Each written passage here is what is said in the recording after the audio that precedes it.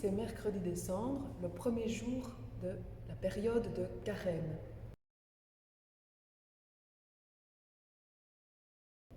C'est ce qui reste après avoir fait du feu, tout simplement. On la jette dans la poubelle ou alors on la met dans le jardin, sur la terre, pour aider les plantes à pousser.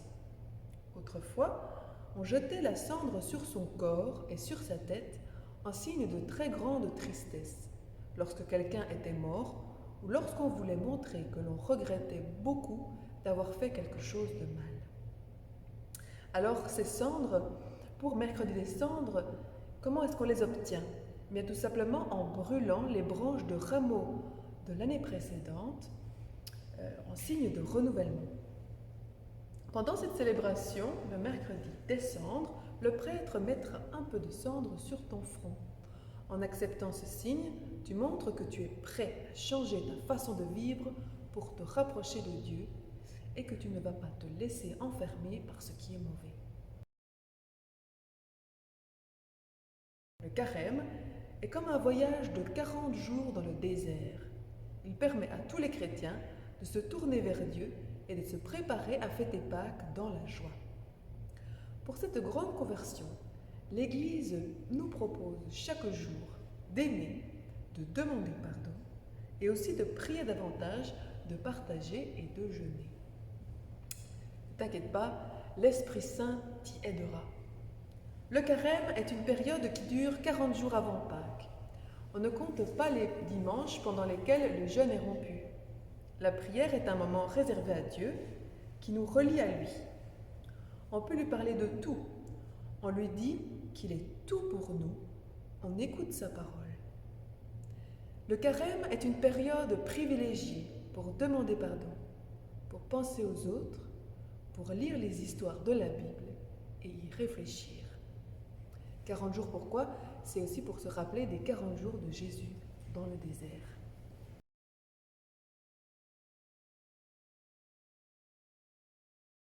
Revenons sur quelques mots. Par exemple, le partage. On ne peut pas dire à Dieu « je t'aime » et ne pas aimer les autres. Partager, donner de l'argent, de l'attention ou du temps, c'est aimer ceux qui nous entourent. Pendant le carême, on peut donner un peu d'argent à une association, à un SDF, offrir quelque chose à quelqu'un qui en a besoin ou envie. À chacun de trouver une manière de partager ce qu'il a. Le jeûne maintenant, qu'est-ce que le jeûne?